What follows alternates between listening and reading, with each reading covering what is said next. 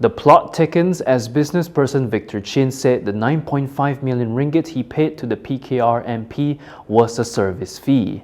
Rafizi Ramli believes Chin has proof against the MP and he vows to expose Mr. R.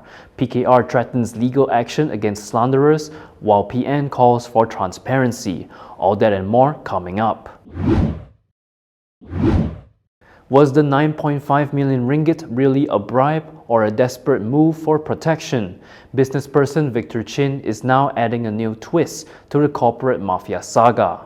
Chin claims the money he allegedly paid to a PKR MP was a service fee to protect himself and his family.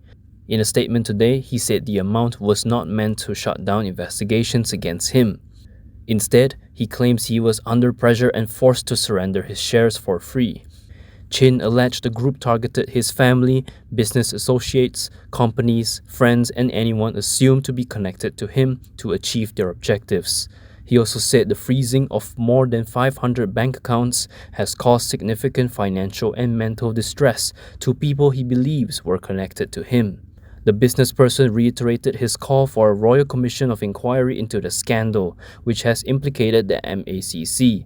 Last month, Bloomberg named Chin as part of a network of business people who allegedly colluded with the MACC to stage corporate takeovers of rivals.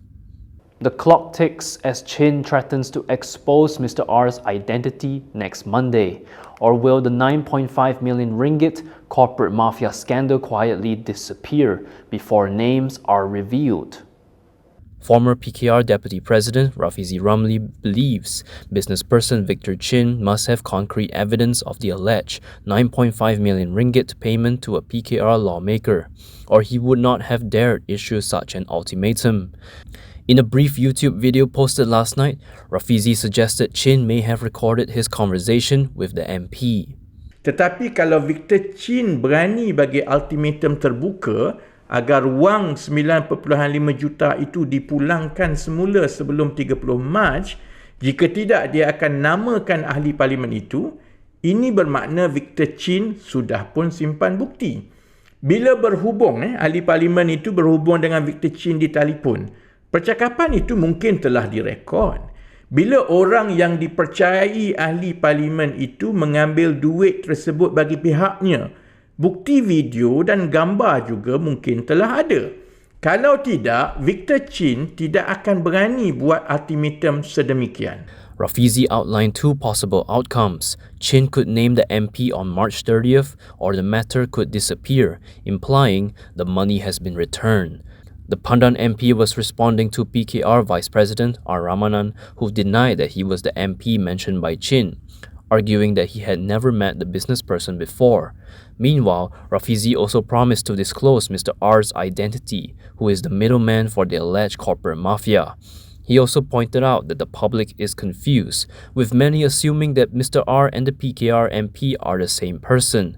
On Tuesday, Chin claimed that Mr. R, who is a company director, acted as a key intermediary for the gang. Chin said he had frequent urgent contact with Mr. R while the gang allegedly pressured NextG's board to appoint their nominee directors.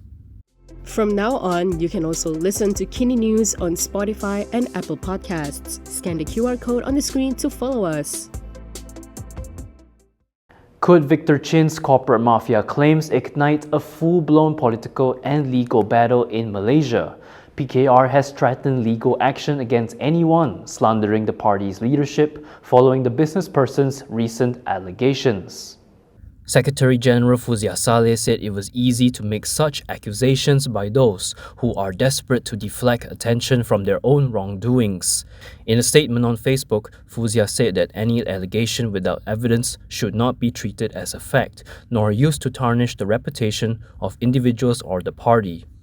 She also said the party is committed to upholding the integrity of the party's leadership and ensuring allegations are raised through legitimate channels. Separately, Perikatan National Secretary General Taqiyuddin Hassan in a statement said Chin's allegations raise serious questions over corporate governance, abuse of political influence, and the integrity of the nation's institutions. He pointed out that this may suggest that political influence is being wielded to intervene in corporate matters and in the process of law enforcement. Taqiyuddin urged the government, especially PKR's leadership, to provide an immediate explanation and extend full cooperation to the investigations. He also urged the MACC and the police to immediately conduct a thorough, independent, and transparent investigation without concealment. Are the government and opposition bloc failing at a critical moment amid global crisis and a growing corporate mafia scandal? Former MP Khairi Jamaluddin has declared it amateur hour on both sides of the political divide at a time of mounting global and domestic issues. Khairi also pointed to recent claims made by businessperson Victor Chin, who is embroiled in the corporate mafia scandal. In a series of stories posted on Instagram, Khairi described the opposition bloc as just too stupid and incompetent for failing to ensure checks and balances amid these crises. He also made a reference to Perikatan National Chairperson Ahmad Samsuri Mokhtar and accused him of not having substantial opinions. Samsuri's most recent statement only called for a consultative council on rising crude oil prices, while neither he nor other top PN leaders have publicly addressed Chin's claims. In a press conference yesterday, Human Resources Minister R. Ramanan denied claims linking him with Chin, insisting he had never met the business person before. Chin alleged that he had given 9.5 million ringgit to a PKR MP after the latter promised to fix corporate issues. He also threatened to expose the lawmaker's identity if the money wasn't returned by March 30th. If you like the stories we produce, consider supporting us by subscribing to Malaysia Kini. Click the link in the description below or scan the QR code on your screen to subscribe. Is Najib Abdul Razak mounting a fresh bid for a royal pardon, or is the claim unfounded? The former Premier's lawyer, Shafi Abdullah, has rubbished claims that a fresh pardon application was recently filed with the Pardons Board. He told Malaysia Kini that he would be the first person to know apart from Najib, if there is any.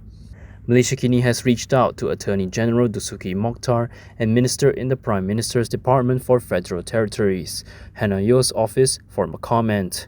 Earlier, Free Malaysia Today reported that Najib had filed a fresh application for pardon during Ramadan, with a copy of the application extended to the Istana Negara. The report said it is unclear whether the application was confined to the SRC International Sdn Bhd link case, the 1MDB case, or both. Najib was convicted of 7 counts of power abuse, criminal breach of trust, and money laundering charges involving 42 million ringgit of SRC International Sdn Bhd's funds in 2020.